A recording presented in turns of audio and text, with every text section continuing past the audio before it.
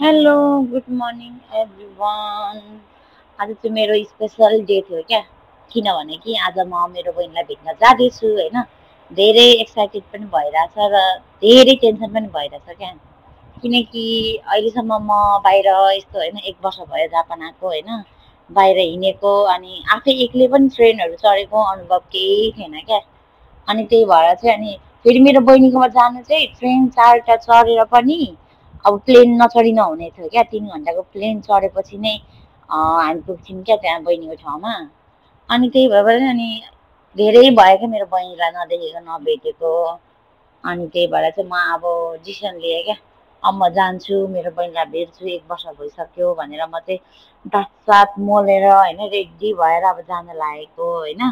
तर यत्रो दाँत मोल्दा पनि यति टेन्सन थियो, म जाने कसरी कसरी चाहिँ जाने म होइन। कति टेन्सन भइरहेको छ, त्यो पनि अब बहिनीलाई भेट्नु पनि छ नि त।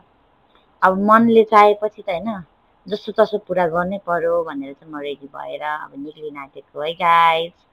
अनि ट्रेन चाहिँ होइन 2टा ट्रेन चाहिँ मैले जसो तसो नर्मल ट्रेन चढेँ होइन। अनि 2टा ट्रेन चढेर चाहिँ बुलेट ट्रेन चढेँ होइन। अनि त्यसपछि बुलेट ट्रेन चढ्दा पनि त कस्तो भइरहेको थियो अनुभव म भन्न सक्दिनँ, मलाई कस्तो फिल भइरहेको थियो क्या त्यतिखेर। एक्लै मान्छे होइन कसरी गयो होला हामी।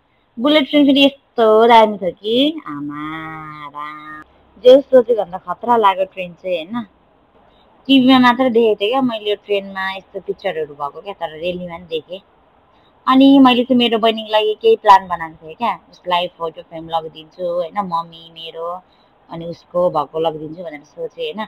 अनि एउटा फ्लावर मलाई एकदम मन परेको थियो, अनि त्यो फ्लावर चाहिँ पिङ्क कलरको थियो क्या। अनि यो चाहिँ रेडिमेड हो क्या, नर्मल चाहिँ होइन। नर्मल बुके दिँदैन नि त प्लेनबाट, त्यही भएर मैले चाहिँ रेडिमेड किन्ने भनेर डिसिसन लिएँ होइन। अनि त्यसपछि मेरो बहिनीलाई चाहिँ भनौँ म फ्लावरहरू एकदम मनपर्छ, मेरो बहिनी पनि एकदम फ्लावर जस्तै छ नि त। ओभर एक्साइटेड भइरहेको थिएँ म मेरो बहिनीलाई भेट्न जाँदैछु भनेर। अनि तर त्यो फोटो फ्रेम चाहिँ अझै बाँकी नै छ क्या, त्यो चाहिँ अब म उतै गएर उसलाई फोटो हालेर दिन्छु भनेर सोचेँ होइन गाइस। जस फुल चाहिँ भनौँ न एकदम मन पर्यो मलाई पनि होइन, मेरो बहिनीलाई पनि अवश्य मनपर्छ होला। अनि म हिँडेँ प्लेनमा चढेर है, यस्तो एक्साइटेड पनि भइरहेको थियो होइन। फाइनली मैले होइन 4टा ट्रेन चढेर अनि त्यसपछि अब प्लेनको जर्नी स्टार्ट भयो मेरो। तर लङ क्या एकदम लङ टाइमपछि हामी भेट्दैछौँ दिदीबहिनी होइन, 2 वर्षपछि होइन। भनौँ न 2 वर्ष भनेको त धेरै लामो टाइम हो नि त। धेरै सोचिरहेको थिएँ, धेरै सम्झिरहेको थिएँ मेरो बहिनीलाई होइन। अब मेरो बहिनी भनेको पनि आमा जस्तै नै हो नि त, त्यही भएर एक्साइटेड छु गाइस म चाहिँ। फाइनली गाइस म आइपुगेँ होइन। यस्तो थाकिरहेको थिएँ यस्तो थाकिरहेको थिएँ, म भन्न सक्दिनँ मलाई कस्तो भइरहेको क्या। प्लेन पनि यस्तो के भन्नु, धेरै भयो प्लेन नचढेको भन्दा नि 1 वर्ष भयो होइन। 1 वर्ष भयो नचढेको पनि, अनि प्लेन डाइरेक्ट प्लेनमा चढ्दा त यार टाउको दुखेर यार अनुहार त के भन्नु। तर जे होस् जस्तो तस्तो लड्दै पढ्दै आएँ होइन म। ओकिनावा भन्ने हो क्या मेरो बहिनीको बस्ने सिटी चाहिँ। अनि फर्स्ट टाइम हो भनौँ न म यसरी आर्ट गरेर हिँडेँ। तर यति लेसन चाहिँ पायो होइन, मान्छेले चाह्यो भने सोच्यो भने नपुरा हुने नगर्न सक्ने केही पनि होइन रहेछ क्या। मैले अब होइन यत्रो अब आफैबाट पनि लेसन सिकेँ भन्दा हुन्छ होइन। जस मान्छेलाई भित्री मनबाट इच्छा चाहना हुनु पर्दो रहेछ होइन, त्यो जसरी पनि सक्सेस हुँदो रहेछ क्या त्यो काम चाहिँ होइन। मान्छेले नसक्ने नजान्ने भन्ने केही कुरा हुँदैन रहेछ क्या। अलिकति आफूमा विश्वास राख्नु पर्यो होइन, जे कुरा पनि सक्सेसै हुँदो रहेछ जस्तो लाग्यो क्या मलाई आज। र फाइनली म मेरो बहिनीकोमा जाँदैछु गाइस होइन।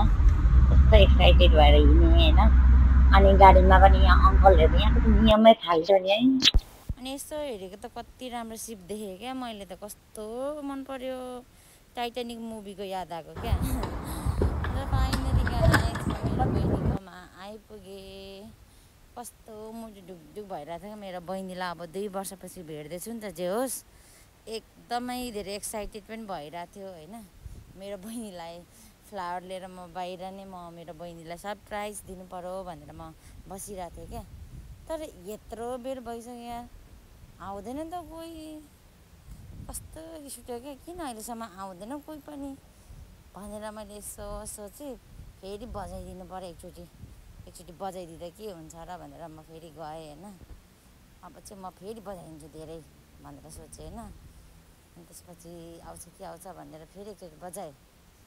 अनि बजाएपछि रुँगेँ फेरि ढकढक पनि गरिपठाएँ क्या मैले। अनि किन आउँदैन अहिलेसम्म निक्लिँदैन भनेर भनेको होइन। भरे यस्तै हेरेको त उसको साथी पो आइदिइरहेको क्या। म त बहिनी होला भनेर एक्साइटेड भएर बहिनी जस्तो लाग्यो, तर होइन रहेछ क्या, बहिनीको साथी आएको रहेछ। अनि यस्तो गरेँ अब ल ठिकै छ नि त बहिनीको साथी आयो, तर बहिनीलाई नभन भनेर भनेको थिएँ होइन। त्यसले त्यहाँबाट त हेर्दै थियो उहाँको केही नलिएको थियो नि त हातमा, यसो नाटक त पार्नै पर्यो।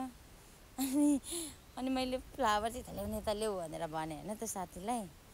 अनि ओइ के छ हालखबर दिएर को चिनिस् तैँले मलाई भनेर भने होइन।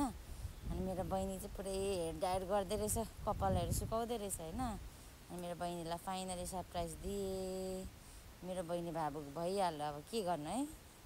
कस्तो नरुने भनेर दुईजनाले बाचा गरेको थियौँ है, तर ऊ रुई त गयो। ऊ रुएपछि अब मेरो मन कसरी मानुस् त है। सम्झाएँ के भएको त नरु है भनेर भनेको। अब धेरै पछि 2 वर्षपछि भेटिरहेको छु, त्यही भएर कस्तो मन दुख्यो भनेर भने क्या। त्यसलाई त्यस्तो भनेको होइन, मेरो पनि मन सम्हाल्दैन। अनि म पनि एकछिन चाहिँ रुएँ होइन, कस्तो नराम्रो लाग्यो क्या। अब हुन्छ नि धेरै पछि भेटिरहेको छु नि त, मन कस्तो नराम्रो खिन्न त भइहाल्छ नि होइन। त्यो पनि खुसी छु मेरो बहिनीलाई भेट्नु पाएँ होइन। म धेरै खुसी छु भनौँ न। फेरि मेरो बहिनीलाई जस्तो सहयोग चाहिन्छ म सबै सहयोग गर्नेछु मेरो बहिनीलाई होइन, मनैदेखि। अनि यति कुरा चाहिँ खुसी लाग्छ क्या, जे होस् एउटै देशमा भएपछि चाहिँ जसरी पनि भेट्नु चाहिँ पाइदो रहेछ जस्तो अवस्थामा पनि जस्तो लाग्यो क्या। आज हामी एउटै देशमा भएर त हामी यसरी भेटिरहेको छौँ। यदि हामी अब फाल्टो कन्ट्रीमा भएको भए त हामी भेट पनि हुँदैन मलाई क्या सायद। मलाई जे होस् खुसी लागिरहेछ धेरै नै मेरो बहिनीलाई भेट्नु पाएँ होइन। अनि अरू त के भन्नु गाइज, म यसो नर्भस भइसकेको थिएँ, केही बोल्न सक्ने नै भएको थिइनँ मेरो बहिनीलाई देखेर। कति मन थामेर बसेँ क्या। Thank you for watching everyone. Finally मेरो ड्रिम कम्प्लिट भयो, मेरो बहिनीलाई भेट्ने सपना पुरा भयो। हस् त बाई बाई। नेक्स्ट भिडियो फेरि आउनेछ, तपाईँहरू हेरिदिनुहोस् ल। Thank you for watching everyone. Bye by.